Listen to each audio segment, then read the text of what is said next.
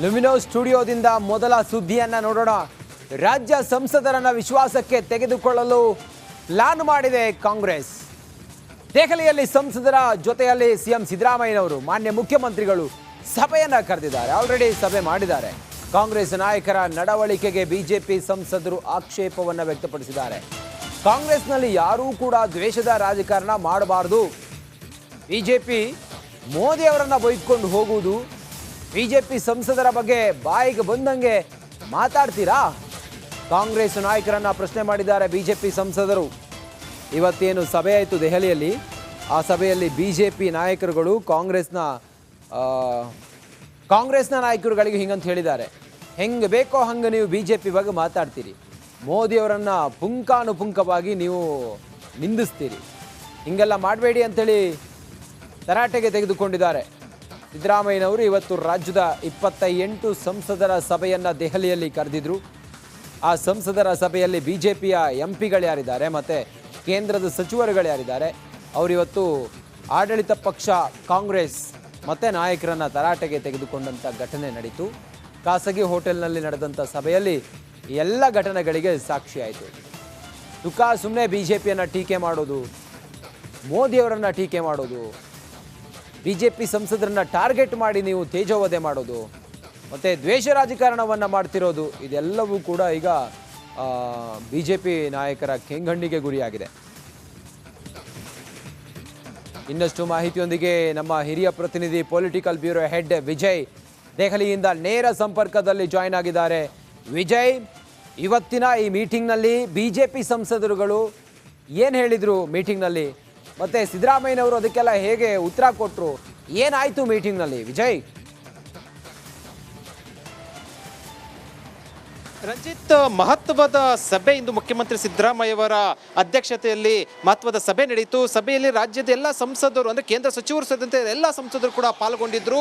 ಇದೇ ಮೊದಲ ಬಾರಿಗೆ ಈ ಸಭೆ ಆಗಿರುವಂಥದ್ದು ಸರ್ಕಾರ ಬಂದ ನಂತರ. ಯಾಕೆಂದರೆ ಬಹಳ ಪ್ರಮುಖವಾಗಿ ಕೇಂದ್ರದ ಯೋಜನೆಗಳು ಬರಬೇಕಾಗಿರುವಂಥದ್ದು, ಜೊತೆಗೆ ಅನುದಾನ ಇವೆಲ್ಲವನ್ನೂ ಕೂಡ ವಿಶ್ವಾಸಕ್ಕೆ ಸಂಸದನ್ನು ತೆಗೆದುಕೊಳ್ಳುವಂಥದ್ದು, ಜೊತೆಗೆ ಸಂಸತ್ನಲ್ಲಿ ಸಂಬಂಧಪಟ್ಟಂತೆ ಧ್ವನಿ ಎತ್ತಬೇಕು. ಅದರಲ್ಲೂ NDA ಸಂಸದರು ಮತ್ತು ರಾಜ್ಯದಿಂದ ಸಚಿವರು 4-5 ಜನ ಸಚಿವರಾಗಿರುವಂಥ ಹಿನ್ನೆಲೆಯಲ್ಲಿ ಅವರಿಗೆ ಈ ಸಂಬಂಧಪಟ್ಟಂತೆ ಜವಾಬ್ದಾರಿ ಇರುವಂಥದ್ದು. ಆ ನಿಟ್ಟಿನಲ್ಲಿ ಕೇಂದ್ರದ ಮೇಲೆ ಒಂದಷ್ಟು ಒತ್ತಡ ಇರುವ ಸಂಬಂಧಪಟ್ಟಂತೆ ಸಭೆಯನ್ನು ಕರೆಯಲಾಗಿತ್ತು. ಆದರೆ ಸಭೆಯ ಆರಂಭದಲ್ಲಿ ಬಿಜೆಪಿಯ ಸಂಸದರು, ಅದರಲ್ಲೂ ಕೇಂದ್ರದ ಸಚಿವರು ಕಾಂಗ್ರೆಸ್ಗೆ, ಅದರಲ್ಲೂ ಮುಖ್ಯಮಂತ್ರಿ ಸಿದ್ದರಾಮಯ್ಯ ಸೇರಿದಂತೆ ಕಾಂಗ್ರೆಸ್ಗೆ ಒಂದು ಕಿವಿ ಮಾತನ್ನು ಹೇಳಿದ್ರು. ಅಂದರೆ ಪದೇ ಪದೇ ಕೇಂದ್ರ ಸರ್ಕಾರದ ವಿರುದ್ಧ ಸಂಘರ್ಷಕ್ಕೆ ಇಳಿತಾ ಇದ್ದೀರಾ, ಜೊತೆಗೆ ಮೋದಿಯನ್ನ ಬಾಯಿಗೆ ಬಂದಂಗೆ ಬೈತಾ ಇರುವಂಥದ್ದು, ಮತ್ತು ಬಿಜೆಪಿ ಸಂಸದರು ಏನು ಮಾಡ್ತಾ ಇದ್ದಾರೆ, ಬಾಯಿ ಮುಚ್ಕೊಂಡು ಕುಳಿತಿದ್ದಾರೆ, ಈ ರೀತಿ ಹೇಳುವ ಮೂಲಕ ಕೇಂದ್ರದ ಸಂಘರ್ಷಕ್ಕೆ ಕಾರಣ ಆಗ್ತಾ ಇದ್ದಾರೆ. ಇದು ನಡವಳಿಕೆಯನ್ನು ಬಿಡಬೇಕು ಅಂತ ಕಿವಿ ಮಾತನ್ನು ಹೇಳಿದ್ರು. ಒಂದು ರೀತಿಯಲ್ಲಿ ತಿರುಗೇಟನ್ನು ಕೂಡ ಕೊಟ್ಟರು. ಅಂದರೆ ಒಂದು ರೀತಿಯಲ್ಲಿ ಒಂದಷ್ಟು ಹೊತ್ತು ರಾಜಕೀಯವಾಗಿ ಒಂದಷ್ಟು ಸಮಾಲೋಚನೆ ಕೂಡ ನಡೀತು. ಯಾಕೆ ಅಂತಂದರೆ ರಾಜಕೀಯಕ್ಕಂತ ಹೆಚ್ಚಾಗಿ ಏನಂದರೆ ಪ್ರಸ್ತುತ ನಡವಳಿಕೆಗಳಿಗೆ ಸಂಬಂಧಪಟ್ಟಂತೆ ಚರ್ಚೆ ಆಯಿತು. ಮತ್ತು ಜೊತೆಗೆ ದೇವದಾರಿ ಗಣಿ ಗುತ್ತಿಗೆ ಸಂಬಂಧಪಟ್ಟಂತೆ ಮಾಜಿ ಕೇಂದ್ರ ಸಚಿವ ಕುಮಾರಸ್ವಾಮಿ ಸಹಿ ಹಾಕಿದ ಪ್ರಕರಣ ಸಂಬಂಧಪಟ್ಟಂತೆ ಆ ಒಂದು ಕಡತಕ್ಕೆ ಏನು ಅಡ್ಡಗಳಾಕಿದ ಹಿನ್ನೆಲೆಯಲ್ಲಿ ಅದನ್ನು ಕೂಡ ಪ್ರಸ್ತಾಪ ಮಾಡಿದ್ರು. ಅಂದರೆ ಕೇಂದ್ರದ ಜೊತೆ ಸಂಘರ್ಷಕ್ಕೆ ಇಳಿಯುವ ಮೂಲಕ ಒಂದು ಕಡೆ ಇಳಿತೀರಾ, ಮತ್ತೊಂದು ಕಡೆ ಸಹಕಾರ ಕೊಡ್ತೀರಾ, ಇದು ಹೇಗೆ ಸಾಧ್ಯ ಆಗುತ್ತೆ? ಈ ನಡವಳಿಕೆಯನ್ನು ಕಾಂಗ್ರೆಸ್ ಇಟ್ಕೊಳ್ಬೇಕು ಅಂತ ಸಂಸದರು, ಅದರಲ್ಲೂ ಕೇಂದ್ರ ಸಚಿವರು ಪ್ರಮುಖವಾಗಿ ಕುಮಾರಸ್ವಾಮಿ, ಬಸವರಾಜ ಬೊಮ್ಮಾಯಿ, ಪ್ರಹ್ಲಾದ್ ಜೋಶಿ, ಈ ಶೋಭಾ ಕರಂದ್ಲಾಜೆ ಇವರು ಕೂಡ ಪ್ರಮುಖವಾಗಿ ಸರ್ಕಾರವನ್ನು ಒಂದು ರೀತಿಯಲ್ಲಿ ತರಾಟೆಗೆ ತೆಗೆದುಕೊಂಡ್ರು ಸಭೆಯಲ್ಲಿ. ಮತ್ತು ಇವೆಲ್ಲವೂ ಕೂಡ ಚರ್ಚೆ ಆದ ನಂತರ ಎಲ್ಲರೂ ಕೂಡ ಒಗ್ಗಟ್ಟಾಗಿ ಹೋಗಬೇಕು ರಾಜ್ಯದ ಹಿತದೃಷ್ಟಿಯಿಂದ ಅನ್ನೋ ಒಂದು ತೀರ್ಮಾನಕ್ಕೆ ಅಂತಿಮವಾಗಿ ಬರಲಾಯಿತು. Ranjit. Okay Vijay, thank you ನಿಮ್ಮೆಲ್ಲ ಮಾಹಿತಿಗಾಗಿ.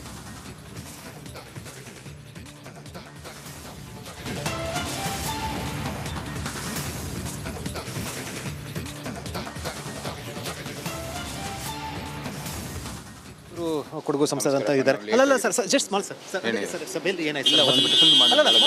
ಸಭೆಯಲ್ಲಿ ಏನಾಯ್ತು? ಅದೇ ನಮ್ಮ ಮಾನ್ಯ ಮುಖ್ಯಮಂತ್ರಿಗಳು ಶ್ರೀ ಸಿದ್ದರಾಮಯ್ಯ ಅವರು ಇವತ್ತು ಒಂದು ಜಂಟಿ ಸಭೆಯನ್ನು ಕರೆದಿದ್ದಾರೆ.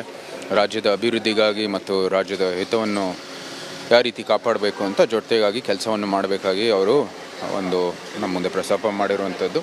ಅದಕ್ಕಾಗಿ ನಾವೆಲ್ಲರೂ ಜೊತೆ ಮಾಡಿ ಕೆಲಸವನ್ನು ಮಾಡ್ತೀವಿ. ಎಲ್ಲ ಒಂದು ಪ್ರಕ್ರಿಯೆ ಪ್ರಕಾರ ಏನೇ ನಡಿಬೇಕಾಗಿದೆ ನಡೆಯುತ್ತೆ. ಇಬ್ಬರೂ ಕೂಡ ನಾವು ಜನರು ನಮ್ಮನ್ನ ಆಯ್ಕೆ ಮಾಡಿರುವಂಥದ್ದು ನಾವೆಲ್ಲರೂ ಗುರುತಿಸ್ತೀವಿ. ಅದಕ್ಕಾಗಿ ನಾವು ಮುಂದೆ ಏನೇನು ಕೆಲಸ ಆಗಬೇಕು, ಸೂಕ್ತವಾಗಿ ಎಲ್ಲಿ ಕ್ರಮ ತಗೊಂಡು ಮಾಡ್ತೀವಿ. ರಾಜ್ಯದ ಹಿತದೃಷ್ಟಿಯಿಂದ ಇಂಟ್ರೆಸ್ಟ್ ಆಫ್ ರಾಜ್ಯದ ಹಿತದೃಷ್ಟಿಯಿಂದ ಈ ರೀತಿ ಸಭೆ ಎಲ್ಲರೂ ರಾಜ್ಯದ ಪರವಾಗಿ ಇಲ್ಲಿ ಕೆಲಸವನ್ನು ಮಾಡೋಕ್ಕೆ ಸಿದ್ಧ ಆಗಿದ್ದೀವಿ. ರಾಜ್ಯದ ಪರವಾಗಿ ಕೆಲಸವನ್ನು ಮಾಡ್ತೀವಿ. ಎಲ್ಲ ಒಂದು ಸೌಹಾರ್ದಯುತವಾಗಿ ಸಭೆ ಮತ್ತೆ ಎಲ್ಲ ಕೂಡ ಫ್ರೂಟ್ಫುಲ್ ಆಗಿ ಆಯ್ತು ಅಂತ ಅನ್ಸುತ್ತಲ್ಲ ಸರ್? ಆ ದೃಷ್ಟಿಯಿಂದ ನಡೀತು ಸಭೆ. ನಾವು ಮುಂದೆನೂ ಕೂಡ ರಾಜ್ಯದ ಅಭಿವೃದ್ಧಿಗೋಸ್ಕರ ಕೆಲಸವನ್ನು ಮಾಡ್ತೀವಿ. ಇದು ಮೈಸೂರು ಸಂಸದರಂತ ಮಾತು. ಅವ್ರು ಹೇಳ್ತಾ ಇರುವಂಥದ್ದು ಅಭಿವೃದ್ಧಿ ಸಂಬಂಧಪಟ್ಟಂತೆ ಸಭೆ ಚೆನ್ನಾಗಿ ಕೂಡ ಆಯಿತು ಅಂತ. ನೋಡಬೇಕಾದ ಫಲಿತಾಂಶ ಹೇಗಿರುತ್ತೆ ಅಂತ. ಕ್ಯಾಮರಾ ಪರ್ಸನ್ ಮಂಜುನಾಥ್ ಜೊತೆ ವಿಜಯ್ ಜನರಲ್ ರಿಪಬ್ಲಿಕ್ ಟಿವಿ ನವದೆಹಲಿ. ಸರ್, ಇವತ್ತಿನ ಸಭೆ ಏನು ಚರ್ಚೆ ಆಯಿತು ಸರ್? ಸಭೆ ರಾಜ್ಯ ಸರ್ಕಾರ ಮತ್ತು ಕೇಂದ್ರ ಸರ್ಕಾರ ಅಂದರೆ ನಮ್ಮ ರಾಜ್ಯ ಪ್ರತಿನಿಧಿಸುವಂಥ ಮಂತ್ರಿಗಳ ಜೊತೆಗೆ CM ಅವ್ರ ನೇತೃತ್ವದಲ್ಲಿ ಒಂದು ಸಭೆ ಆಯಿತು. ಈ ಸಭೆಯಲ್ಲಿ ಲಾಂಗ್ ಪೆಂಡಿಂಗ್ ಇಶ್ಯೂಸ್ ಬಗ್ಗೆ ಚರ್ಚೆ ಆಗಿದೆ. ಸೊ ಅದನ್ನು ಒಟ್ಟಾಗಿ ಇಬ್ಬರು ಜೊತೆಯಾಗಿ ಮ್ಯೂಚುವಲ್ ಅಂಡರ್ಸ್ಟ್ಯಾಂಡ್ ಮೇಲೆ ಬಗೆಹರಿಸ್ಕೊಳ್ಳಿಕ್ಕೆ ಒಂದು ತಾತ್ವಿಕ ಒಪ್ಪಿಗೆ ಆಗಿದೆ. ಪ್ರಮುಖ ಪ್ರಶ್ನೆ, ಉಪಮುಖ್ಯಮಂತ್ರಿ ನೇಮಕ ಸಂಬಂಧಪಟ್ಟಂತೆ ಚರ್ಚೆ ಆಗ್ತಾ ಇರುವಂಥದ್ದು. ಸೊ ಇದಕ್ಕೆ ತಮ್ಮ ಬೆಂಬಲ ಇದೆಯಾ ಅಥವಾ ಏನು ಹೇಳ್ತಾರೆ ಸರ್ ಇದ್ರ ಬಗ್ಗೆ? ಹೆಚ್ಚುವರಿ ನಮ್ಮ ಬೆಂಬಲ ಇಲ್ಲ, ಅದರ ಪ್ರಶ್ನೆ ಇಲ್ಲ. ಅದು ವರಿಷ್ಠರಿಗೆ ನಿರ್ಣಯ ತೆಗೆದುಕೊಳ್ಬೇಕಾದ, ನಾವು ಮಾಡಬೇಕು ಬಿಡಬೇಕಂತ ನಮ್ಮ ಪ್ರಶ್ನೆ ಇಲ್ಲ. ಅದು ಅವ್ರಿಗೆ ಬಿಟ್ಟಂಥ ವಿಚಾರ ಅಷ್ಟೇ ಇರೋದು. ಜಿಲ್ಲಾ ತಾಲೂಕು ಪಂಚಾಯತಿ ಹಿನ್ನೆಲೆಯಲ್ಲಿ 3-4 ಸಮುದಾಯವಾರು ಮಾಡಿದ್ರೆ ಒಳ್ಳೆಯದು ಅನ್ನೋಂಥದ್ದು ಅಭಿಪ್ರಾಯ. ಏನಿದ್ರು ಕೂಡ ಅವರೇ ಮಾಡಬೇಕು, ನಾವು ಹೇಳಲಿಕ್ಕಾಗೋಲ್ಲ. ಮಾಡೋರು ನಮ್ಮನ್ನೇ ಮಾಡಿ ಅಂತ ಹೇಳಲಿಕ್ಕಾಗೋಲ್ಲ. ಅದು ಅಂತಿಮವಾಗಿ ಅವರೇ ಡೆಲ್ಲಿ ವರಿಷ್ಠರು ನಿರ್ಧಾರ ಮಾಡಬೇಕಷ್ಟೇ.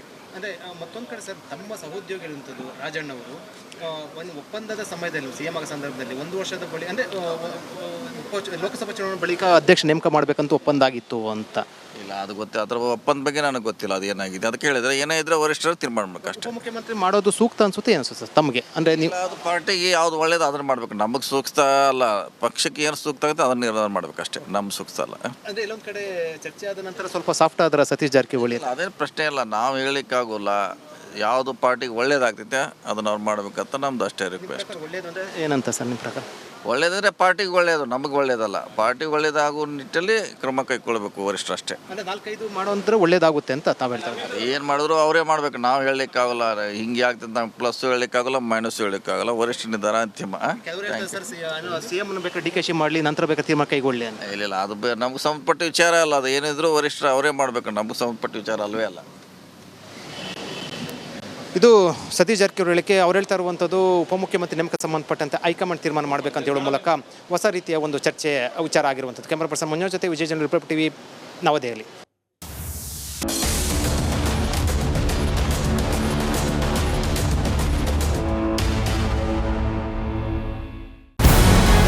ನಮಸ್ಕಾರ, ಕರ್ನಾಟಕ ಪ್ರೈಮ್ ಟೈಮ್ಗೆ ಸ್ವಾಗತ.